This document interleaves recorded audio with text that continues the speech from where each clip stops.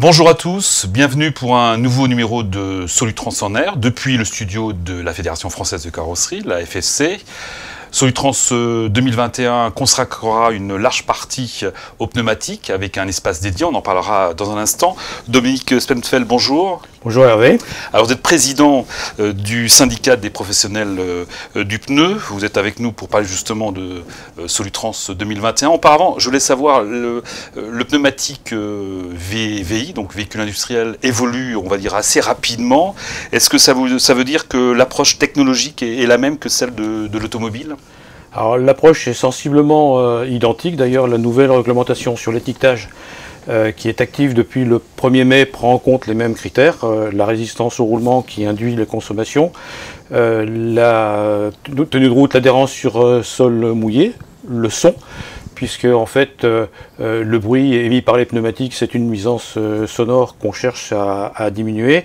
Et puis ça, c'est tout nouveau, un logo qui donne une indication sur la capacité du pneumatique en conditions de roulage hivernal.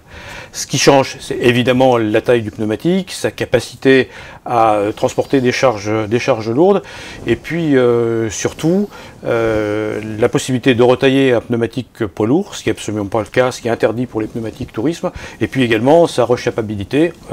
C'est très rare en ce qui concerne les véhicules légers, et en ce qui concerne le poids lourd, c'est un passage obligé. Alors un peu comme dans l'automobile, le pneu a été, on peut dire, mal considéré ou peu considéré pendant des années. Ça change même chez les transporteurs? Oui, alors le pneu fait l'objet d'une attention de plus en plus importante parce que derrière le pneu, il y a des économies qui sont induites, en particulier effectivement sur le coût du produit, puisque le pneumatique rentre pour environ 2% dans le coût d'exploitation d'un camion, et puis en fait il participe pour un tiers à la consommation du véhicule. Donc les transporteurs, ils sont depuis toujours très attentifs, mais aujourd'hui ce qui est un peu nouveau, c'est qu'ils impliquent leurs chauffeurs en les challengeant à la fois sur la longévité des pneumatiques et à la fois sur la consommation. Donc en fait, dans le cadre des opérations RSE, l'ensemble de la chaîne de l'entreprise est concerné. C'est la nouvelle étape, on va dire. Il y a le côté technologie qui évolue, on le voyait, mais également tout ce qui est le côté économie, on en parlait, le pneu coûte encore, bien sûr, mais peut rapporter, enfin, en tout cas, on peut économiser. En tout cas, tous les moyens sont mis en œuvre par différents biais pour que le pneumatique soit de moins en moins coûteux pour le transporteur. On va apporter également des outils, justement, pour savoir combien peut coûter un pneu. Alors, je parle par rapport aux transporteurs. La maintenance a toujours fait l'objet d'une attention très importante de la part des transporteurs. Ça, c'est pas nouveau. Ce qui change aujourd'hui, c'est les outils, les moyens et puis la fréquence. Je prends un exemple très simple. La pression, donc, qui est très importante en ce qui concerne et la consommation et l'usure des pneumatiques, elle était contrôlée lorsque le véhicule rentrait sur parc, donc de manière plus ou moins régulière. Aujourd'hui, il y a un moyen qui permet de contrôler la pression en permanence, c'est les TPMS, donc les systèmes de surveillance de pression de pneumatiques, donc qui donnent des indications en réel sur la pression du pneumatique.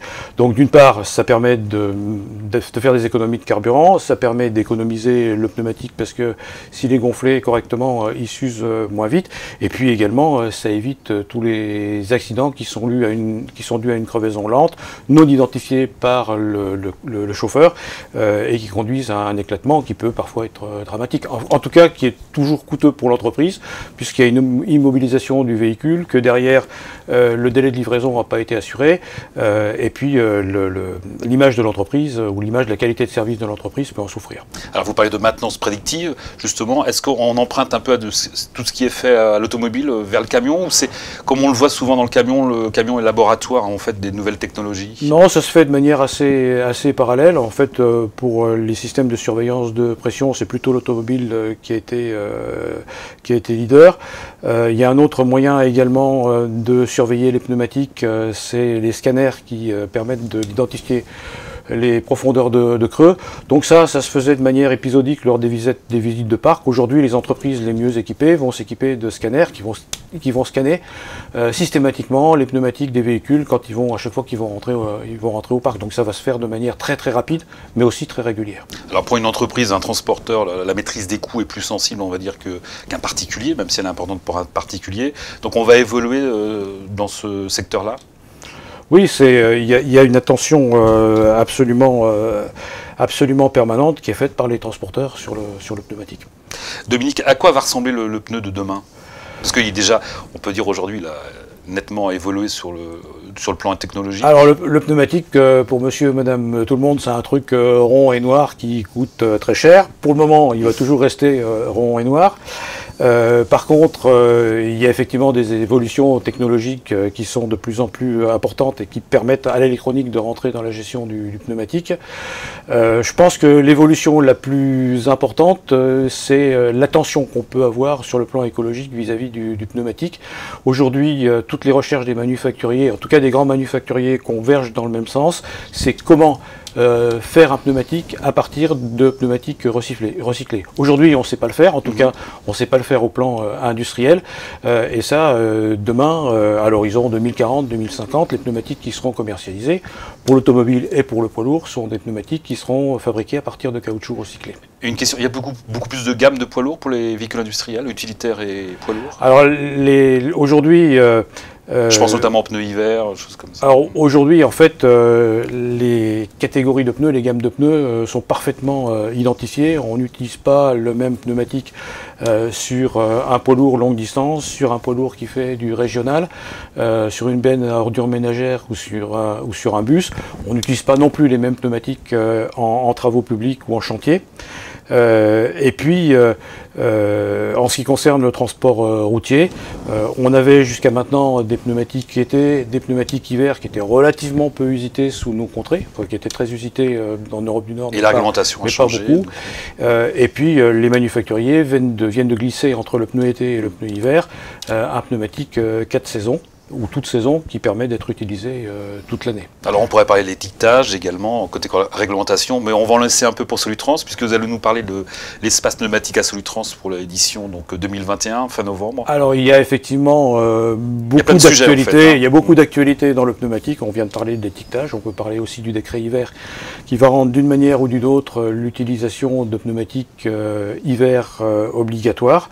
En tout cas, moi je remercie la FFC d'avoir pris en compte ou d'avoir pris la mesure de l'importance du pneumatique dans l'univers du transport et de nous avoir offert ce hall entièrement dédié aux pneumatiques, donc sur lequel il y aura l'ensemble de la filière représentée, les manufacturiers, les distributeurs et puis également un certain nombre d'acteurs périphériques.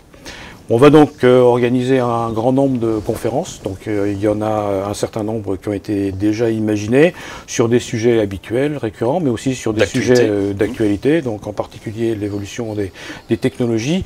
Et puis c'est tout à fait nouveau et ça me paraît très intéressant, on aura également une conférence qui sera dédiée aux chauffeurs et aux services qui leur sont accordés par les acteurs du pneumatique pour faciliter leur vie sur la route. Bon, on a hâte d'y être en tout cas. Puis Dominique Spenfeld, rendez-vous donc à Solutrans. Je rappelle les dates du 16 au 20 novembre à Lyon Eurexpo. Quant à nous, rendez-vous donc pour un prochain numéro de Solutrans en air.